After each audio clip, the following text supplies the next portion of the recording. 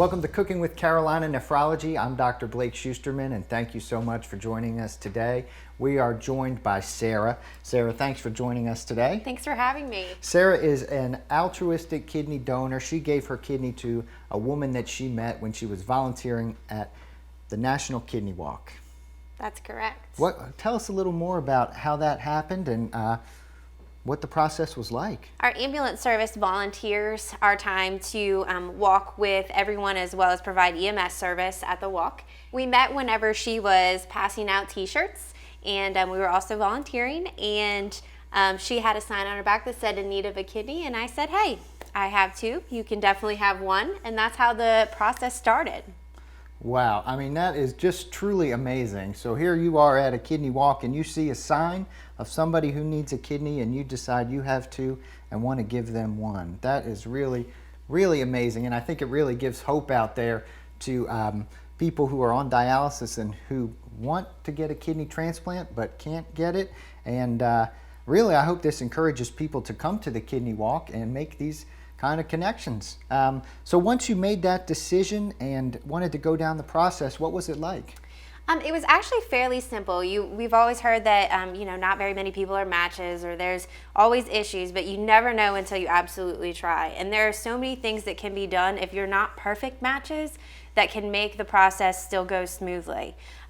First, you just go to have blood drawn to make sure that your kidneys are healthy and you're healthy for surgery. And all of your tests comes back good, and that they say that, hey, you can go to the next step.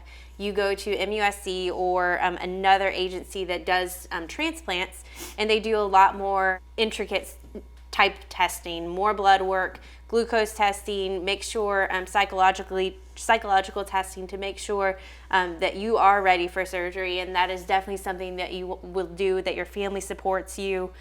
So that was the big time that we went, and that was for 2 days. And they also at that point combined my and my recipient's blood just to make sure that there was going to be no adverse reactions or anything like that. At that point, when they came back and said everything's a go, they let us pick the date of our surgery, and that was, we picked basically 30 days after we met. So we were met and went through the entire process in about 30 days. So 30 days? That's correct. That's fantastic. Thank you. And how long ago was that? That was 2 years ago in May. Okay, and how are you doing today? Good, super healthy, everything's good. Good, and you Yes. still have a relationship with Absolutely, the person you gave the kidney to? absolutely, yes. That's wonderful. Well, there are so many people in the U.S. who are looking for kidneys, and even if you don't have an exact match with the person who you want to give a kidney to, a lot of programs across the country have paired donor exchanges, so you don't have to be a perfect match. But having that altruistic thought and wanting to give your kidney to help somebody is amazing. And if you're considering checking off that box on the back of your driver's license to be an organ donor, just know that there are 100,000 people in the U.S. waiting on kidneys. Well, now that we got that out of the way, let's make some food. Sounds okay? good, sounds good.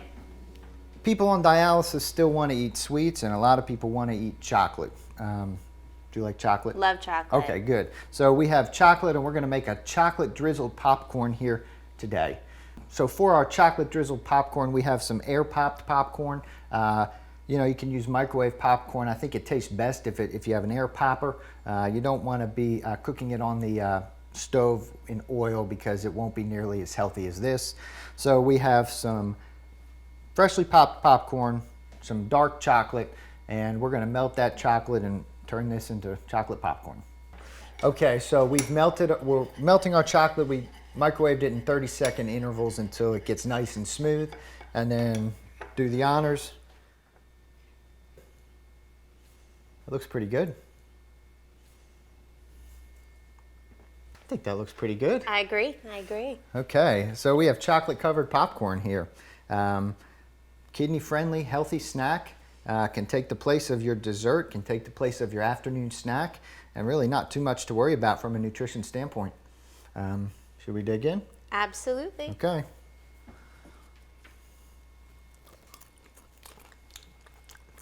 Very good. Very good. Now, if you want to give it a little tiny bit more flavor, you can drizzle with a little bit of, you can put a little bit of flaky salt on top, just a little bit. You don't want to worry about too much sodium, but just enough to give it that little salty flavor to contrast with the sweet chocolate. Well, thank you so much, Sarah, for joining us today and making us a sweet snack. Thanks for having me. Did you enjoy yourself? Had a great time. Well, hopefully we can get her back to cook again with us, and you can see more recipes on carolinanephrology.com/cooking. And be sure to go to your kidney walk and support those people with kidney disease and those people who've donated kidneys or need a kidney transplant, or just support the community. Thank you.